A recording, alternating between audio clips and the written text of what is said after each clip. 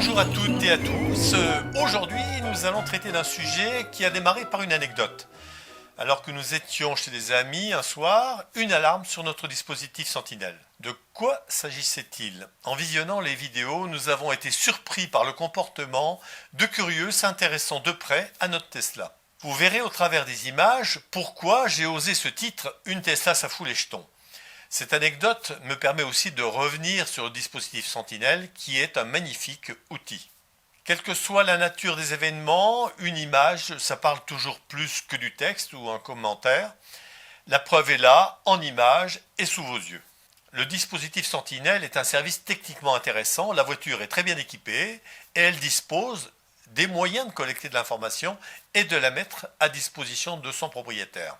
Étant donné le comportement de la voiture lorsqu'un tiers ou tout autre événement se produit, la voiture alerte le passant ou le personnage trop intéressé par deux dispositifs. Les feux de la voiture s'allument et l'écran de la voiture s'éclaire et annonce dans un message sans ambiguïté et entre guillemets, vous êtes filmé. Vous verrez en illustration quelques images que j'ai faites avec l'un de mes petits-fils car je dois dire qu'il a fallu que je fasse ces tests pour vérifier comment cela marchait. Jean, merci pour ton aide. Nous allons maintenant voir un peu plus dans le détail comment fonctionne ce dispositif Sentinelle. On a une voiture bien équipée, je l'ai dit, et cette voiture dispose de 4 caméras. On va faire le tour ensemble afin de vous les situer. Donc maintenant, si on fait le tour des caméras, donc la première, celle qui est frontale, donc la voilà ici, vous la voyez, hein, donc une latérale gauche, ici, une à l'arrière qui est discrètement juste sous le logo de la voiture, donc la voilà là, et enfin celle latérale droite. Avec un tel équipement, il serait dommage de se priver de valoriser toutes les données qu'elle peut collecter et notamment à l'arrêt et en position parking. Avec la voiture, il y a maintenant une magnifique clé USB de 64 Go glissée dans la boîte à gants qui elle-même est fermée. C'est une nouveauté de la Tesla Model 3 2021 et c'est appréciable car dans la précédente édition, il fallait faire l'acquisition ou d'une clé ou d'un disque dur qui était, lui, dans le bac de la console centrale. De plus, le stockage des données est gourmand, il faut donc de la place sur la clé, ce qui sous-entend qu'il faut faire le ménage de temps en temps si l'on veut garder cette fonction et les autres, et je pense notamment à la dashcam, toujours fonctionnelle. Il y a plusieurs façons d'activer le mode Sentinelle. La première des façons, ce sera une activation en se rendant sur la partie haute de l'écran. Je vous montre cela. Une solution, la première, est la plus simple, c'est tout simplement d'aller l'activer ici. Donc vous voyez que le point rouge s'est allumé. Donc ça, c'est la première option. Il y a également l'activation en mode permanent définie dans les paramètres que vous allez cocher sur l'écran de la voiture. Je vous montre également cela. Il y en a une deuxième qui consiste à aller, cette fois, dans l'aspect sécurité. Donc là, vous avez toute une ribambelle de services. Et l'un des services, le voilà, c'est mode Sentinelle, donc off.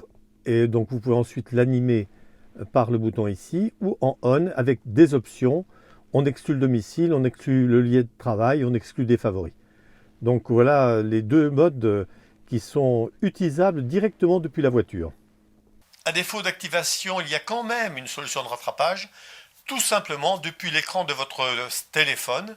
Rétrospectivement, on a le droit d'avoir oublié de l'activer. C'est bien agréable lorsque vous êtes à distance et que vous avez un doute sur le contexte dans lequel votre voiture est stationnée. Vous arrivez à votre voiture, un message vous accueille et vous annonce un ou plusieurs événements. Vous pourrez donc maintenant les visionner directement sur l'écran et voir les motifs de cette alerte. Maintenant, on va aller voir le résultat de ce qui a pu être enregistré. Donc, on va fermer cela et on va aller à la visionneuse, lancer la visionneuse. Et là, on va voir les divers événements Donc vous avez donc l'avant, l'arrière, la gauche et la droite.